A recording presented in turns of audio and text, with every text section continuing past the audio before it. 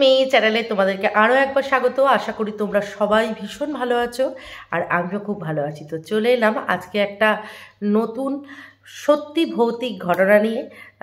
তোমাদের এর আগে বহু ঘটনা আমি শুনিয়েছি, তো তোমরা ভীষণই আগ্রহী ঘটনা শুনতে, তো তার জন্য চলে এলাম আর একটা সত্যি ভৌতিক ঘটনা নিয়ে। তো চলো সরাসরি ঘটনায় চলে আসি। তো আজকে যে ঘটনাটা বলবো, এই ঘটনাটা আমি বহু ছোটোবেলায় তখন এই জিনিসটা আমি শুনেছিলাম, এবং শুনেছিলাম মানে এটা নয় যে কারোর থ্রু দিয়ে শুনেছিলাম, আমি নিজেই শুনেছিলাম। মানে আমার এক বান্ধবীর সাথে এই ঘটনা ঘটে এবং ওর বাড়িতে গিয়ে এই ঘটনাগুলো আমি শুনি। তো আমার বান্ধবীর নাম আমি অবশ্যই বলতে পারবো না, তখন আমি ক্লাসে পড়ি 6-এ বা 7-এ, বা আর একটু বড় হবে, এক্স্যাক্টলি ক্লাসটা আমার ঠিক মনে পড়ছে না।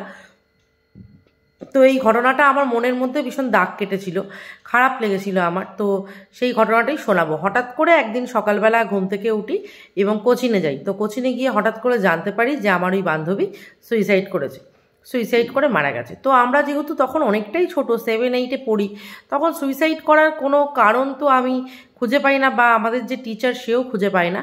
তো মানে যেসব কারণে মেয়েরা বা ছেলেরা সুইসাইড করে থাকে সেই রকম কোনো কারণ নয়। তো আমার আমরা যার কাছে পড়তাম, তো সে বলল যে চলো একদিন ওর বাড়িতে যাই, গিয়ে একটু দেখা করে আসি। তো যাই হোক, তো ওর বাড়িতে গেলাম। তো ও অ্যাকচুয়ালি মারা গেছিলো ফ্যানে গলায় দড়ি দিয়ে। তো ওর বাড়ির লোক তো ভীষণই মানে কান্নাকাটি করছে যখন গেছিলাম। তো যেটা জানতে পারলাম যে ও হচ্ছে ওর মৃত্যুর ঠিক 2 মাস আগে ওর একজন খুব কাছের রিলেটিভ, সেও গলায় মানে ফ্যানে দিয়ে ঝুলে পড়েছিল আর কি, মানে গলায় দড়ি দিয়েছিল। তো সে দিয়েছিল। তারপর সে তার মৃত্যুর যখন খবরটা পেয়েছিল, তো তখন ও বারবারই বাড়িতে বলতো যে এরকম কাজ কেউ করে, এরকমভাবে সুইসাইড করা কি কখনো উচিত, ছি ছি ছি এগুলো কেন করলো, মানে এরকম ওর মাকে প্রায়ই বলতো। তারপর ওর বিহেভিয়ারের মধ্যে একটা হঠাৎ করে ওরা চেঞ্জ পায়। সেটা হচ্ছে বেশিরভাগ সময় রাত্রিবেলা ও ঘুমোতো না, মানে রাত্রিবেলা একটু ঘুমোচ্ছে, হঠাৎ হঠাৎ করে ঘুম ভেঙে যাচ্ছে এরকম, বা ও একটুখানি ভয় পাচ্ছিল মাঝে মধ্যে যে একটা উল্টোপাল্টা আমি স্বপ্ন দেখছি, যেগুলো ও বাড়িতে বলেছে আর কি।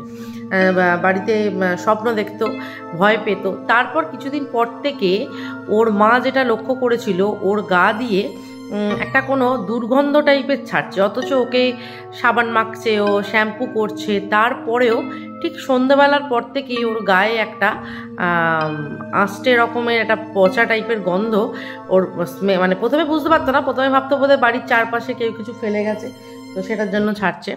প্রথমে ওর মা ভাবতো যে বাড়ির চারপাশ থেকে বোধহয় গন্ধটা আসছে, কিন্তু না, ওর মা পরে লক্ষ্য করে যে পার্টিকুলারলি ওর গা থেকেই গন্ধটা ছাড়ছে। এটা হলো। আচ্ছা, তারপরে বাড়িতে যখন ফ্রিজে ওর মা মাছ বা মাংস এরকম কিনে এনে স্টোর করে রেখে দিত, তো তখন কি হতো, একদিন কি হয়েছে, ও রাত্রিবেলা ঘুম থেকে উঠে ওর মা দেখছে যে ও ফ্রিজটা খুলেছে এবং ওই যে কাঁচা মাংস মাছগুলো রাখা আছে ওগুলোর দিকে ও এরকম তাকিয়ে আছে, মানে খায়নি কিন্তু এরকম তাকিয়ে দেখছে। তখনই ওর মায়ের একটু সন্দেহ হয়েছিল। এবার যেহেতু ওর বাবা একেবারেই নাস্তিক ছিল, না ভগবান বিশ্বাস করতো, না ঠাকুর বিশ্বাস করতো, আর না হচ্ছে ভূত বিশ্বাস করতো, কোনোটাই বিশ্বাস করতো না। তো যখন ওর মা এটা ওর বাড়ি মানে ওর বাবাকে বলে, তখন ওর বাবা কোনোভাবেই কোনো অ্যাস্ট্রোলজার বা কোনো তান্ত্রিক এদেরকে দেখাতে চায়নি। বলেছে এটা দেখো, এটা এমন কিছু ব্যাপার না, হয়তো ওর কিছু পেট গরম হয়েছে, ঘুমোতে চাইছে না রাত্রিবেলা, এই জন্য এরকম করছে। তো এই সব ঘটনাগুলো ওর বাড়িতে ঘটতে থাকে। এবং তারপরে কি হয়, একদিন সন্ধেবেলাতে ওকে নিয়ে ওর মা গেছে মন্দিরে। তো যখন মন্দিরে গেছে, তো সেটা বলে রাখি যে সেই মন্দিরটা ছিল একটা হনুমান মন্দির। তো হনুমান মন্দিরে যখন ওকে নিয়ে গেছে, তখন হনুমান মন্দিরটায় ও ঢুকেছে, কিন্তু যখন একটা পূজারীকে এই ঘটনাগুলো বলে এবং বলার পরে যখন ওকে আসনে বসায়, ওর মা লুকিয়ে লুকিয়ে নিয়ে গেছিলো আর কি, আসনে বসায়, তখন ও প্রচণ্ড পরিমাণে কাঁদতে থাকে, মানে এত কাঁদছে, ওর মা বলছে যে কোনো নর্মাল মানুষ অভিনয় করলে অত কাঁদতে পারবে না, আর ও যে কেন কাঁদছে এটা তো কেউ বুঝতে পারছে না। তো যাই হোক, ওখানকার যে পূজারী সে বলেছিল যে কোনো একটা অতৃপ্ত আত্মা ওকে অ্যাটাক করেছে এবং সে কিন্তু ওর ক্ষতি করতে চাইছে, এটাই ওখান থেকে বলেছিল। এবং ওখান থেকে কিন্তু একটা মানে জল পড়া ফুল যেরকম হয় মাদুলি, সেই সমস্ত জিনিসপত্র ওকে দিয়েছিল, সেগুলো পড়েও ছিল। তো একদিন কি হয়েছে, ওর মায়েরা ওর বাবা মা দুজনে মিলে একটা জায়গায় গেছে, ও বাড়িতে একা ছিল দুপুরবেলা।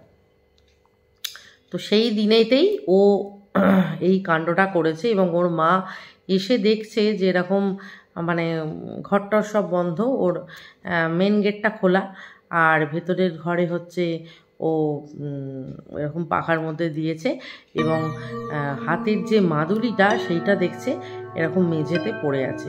এবং ও যে সুইসাইডটা করেছিল সেটা কিন্তু মানে বলছে যে মানে আইটা মানে চোখটা যেটা সেটা এরকম নিচের দিকে করে খোলা, মানে আর চোখটা বন্ধ হয়নি, খোলা।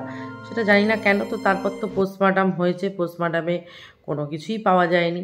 তো যাই হোক, এটার উত্তর এখনও আমরা কেউ জানি না যে কিসের জন্য। তবে কিছু যে স্পিরিট ওকে অ্যাটাক করেছিল, বেশ কিছু ঘটনার মধ্যে দিয়ে বোঝা গেছে।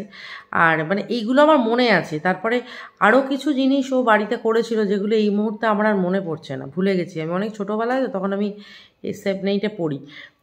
তো হঠাৎ করে এই ঘটনাটা আমার মাথার মধ্যে এলো, তো এলো বলে তোমাদের সাথে শেয়ার করলাম। খুবই ছোট ঘটনা, কিন্তু ভাবো এটা সত্যিই কিন্তু খুব মর্মান্তিক। কারণ ওর নামটা আমি বলতে পারছি না এখানে।